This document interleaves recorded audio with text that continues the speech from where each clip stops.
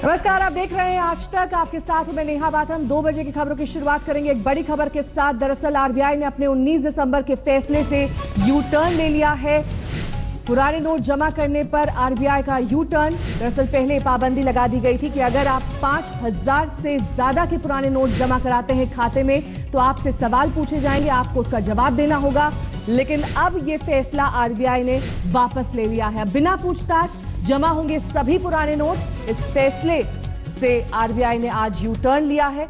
RBI ने पहले कहा था कि पुराने नोट जमा करने का सर्कुलर अब उन्होंने वापस ले लिया है। 5,000 से ज्यादा के पुराने नोट अब जमा किए जा सकेंगे बिना पूछताछ के। जितना चाहे जमा करा सकते हैं पुराने नोट, कोई पूछताछ नहीं की जाएगी। पुराने नोट जमा कराने की सीमा हटा दी गई है। पहले 5,000 ये सीमा थी। जितनी बार चाहे उतनी बार जमा किए जा सकेंगे नोट। और साथ ही आपको बता दें कि अब बिना पूछताछ ये नोट जमा हो सकेंगे। केवाईसी खाता धारकों के लिए सुविधा है। केवाईसी आपका अकाउंट होना चाहिए और इन्हीं के धारकों को आरबीआई ने ये राहत दी है। 19 दिसंबर को फैसला लिया गया था, 5,000 की लिमिट तय की गई थी। अब उस फैसले पर यू टर्न लिया है आरबीआई ने। कांग्रेस इस यू टर्न को लेकर आरबीआई पर बड़ा हमला बोल रही है। दरअसल पार्टी नेता रणदीप सुरजेवाला ने कहा कि आरबीआई अब रिजर्व बैंक ऑफ इंडिया हो गया।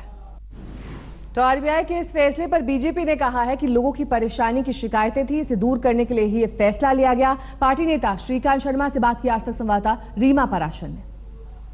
हमारे साथ हैं बीजेपी के केंद्रीय नेता श्रीकांत शर्मा जी। श्रीकांत जी, जिस तरह से आरबीआई की तरफ से नया नोटिफिकेशन जारी हुआ है, कहीं ना कहीं ऐसा नहीं लग रहा है कि लगातार सरकार समीक्षा कर रही है और उसके बाद कई यू टर्न भी लिए गए हैं इस मामले पर? मैं यू टर्न नहीं कहूँगा। अगर कहीं किसी नोटिफिकेशन के बाद अगर कहीं किसी भी स्तर पर उस कोई कम्युनिकेशन गैप होता है या कंफ्यूजन होता है तो सरकार का दायित्व बनता है उस कम्युनिकेशन गैप को सही करना। हमारे देश के वित्त मंत्री जी ने ये स्पष्ट रूप से आरबीआई को भी निर्देश दिए हैं और एक नोटिफिकेशन भी जारी हुआ है कि अब बैंकों में किसी को भी किसी स्तर पर कोई दिक्कत आने वाली नहीं है, क्योंकि जिन्होंने किसी भी कारण से अभी तक अपना पुराने नोट बैंकों में जमा नहीं कराए हैं वो जाकर अपना बैंक में पैसा जमा कर सकते हैं। किसी भी तरह की पूछताछ उनसे नहीं होगी। तो ये जो 5,000 रुपए वाली लिमिट थी, जिसको लेकर के परसों काफी लोगों ने अपनी आवाज बुलंद की कि इसको लेकर कई लोगों को परेशानियां हो रही हैं, क्या ये उन परेशानियों का निदान है आज का जो फैसला है? निश्चित रूप से कल हम लोगों को भी काफी शिकायतें मिली थी। तुरंत संगठन के माध्यम से सरकार तक उन शिकायतों को पहुंचाया गया था और अच्छी बात यह है कि अविलंब रात को ही उस पर समीक्षा करके, और आज लोगों नहीं हो रही है, जिनके पास भी जितना पुराना करेंसी है और जो बैंक में अभी तक नहीं गए हैं तो एक साथ जाएं और बैंक में जमा करा दें। किसी भी स्तर पर किसी भी तरह की पूछताछ उनसे नहीं होगी। तो ये हमारी सरकार के लिए हम अभिनंदन देते हैं। तो आरबीआई का जो ये यू टर्न है, जो फैसला बदला है, उन्होंने मुंबई से हमारे संवाददाता वीरेंद्र सिंह गुनावत ने भी लोगों की इस पर राय जानी। जिस डायरेक्शन से, जिस गाइडलाइन से देश की जनता परेशान हो गई थी, उस गाइडलाइन को आरबीआई ने एक बार फिर विड्रॉ कर लिया है, अपने फैसले को वापस ले लिया है। इस वक्त हम मुंबई के एक ऐसे ही ब्रांच के सामने खड़े हैं। आईसीआईसीआई बैंक के अलावा यहाँ कई और भी बैंक के ब्रांच है, आईडीबीआई है, एक्सिस बैंक है। मजे की बात यह है कि आरबीआई ने अपना फैसला वापस तो ले लिया है, लेकिन जो नीचे ब्रांच के जो अधिकारी होते हैं बैंकों के, उन तक ये इंफॉर्मेशन नहीं पहुंची है। जो फॉर्म उन्हें फिलअप करना था, एक फॉर्म है, इस फॉर्म को देश का हर एक आम आदमी को फिलअप करना था, जहां उनको रीजन देना था कि वो क्यों अपने पुराने नोट्स डिपॉजिट करने आए हैं, क्या रीजन है। उन्हें 2 अधिकारियों के सिग्नेचर भी चाहिए थे। ये आलम पिछले 24 घंटे में आ चुका था कि देश को अब वजह देनी पड़ रही थी, जबकि प्रधानमंत्री ने 30 दिसंबर तक का वादा किया था।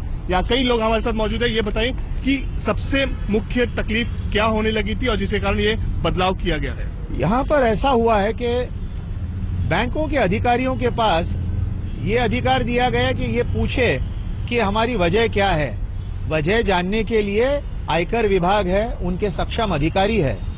बैंक के जो भी अधिकारी है उन्हें सिर्फ पैसा हमारा लेना है, हमारे खाते में जमा करना है, ये शिनाख्त करनी है हमारी कि हम हैं। जबकि हमारी केवाईसी उनके पास ऑलरेडी है, ये फिर हमसे केवाईसी मांगेंगे।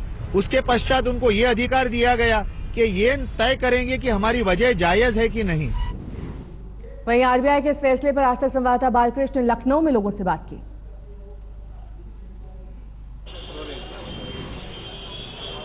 2 दिन पहले सरकार ने जब घोषणा की थी कि 5,000 रुपए से ज्यादा अगर कोई पुराने नोट बैंक में जमा करता है तो उसे न सिर्फ वजह बतानी होगी बल्कि ये फॉर्म भरना होगा जिसमें तमाम डिटेल्स देने थे। इसमें ये देना था कि आधार कार्ड नंबर क्या है, वोटर आईडी कार्ड क्या है, और इसके साथ ये वजह भी लिखनी जरूरी थी कि अब तक आप पुराना नोट जमा क्यों नहीं कर सके।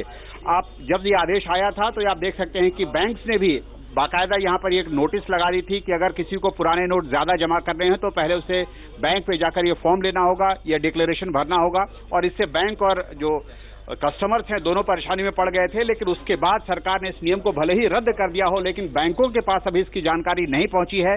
बैंक अभी भी कह रहे हैं कि जब तक उनके पास कोई रिटर्न कम्युनिकेशन नहीं आता तब तक वो इस व्यवस्था को जारी रखेंगे। हम कुछ कस्टमर से बात करते हैं। साहब ये बताइए कि अभी अभी सरकार ने 5,000 रुपये जमा करने की जो लिमिट थी वो उसको खत्म कर दिया है पुराने नोट में। आपको क्या लगता है कुछ कंफ्यूजन की स्थिति है? हाँ, अभी सब लोगों को कुछ ठीक से मालूम नहीं है इस बारे में ये। नहीं, लेकिन सरकार पल पल फैसले बदल रही है, क्या कहेंगे आप इस पे? हाँ, तो लोगों को तो थोड़ा परेशानी होती है जब तक क्लियरिटी नहीं होती है। आप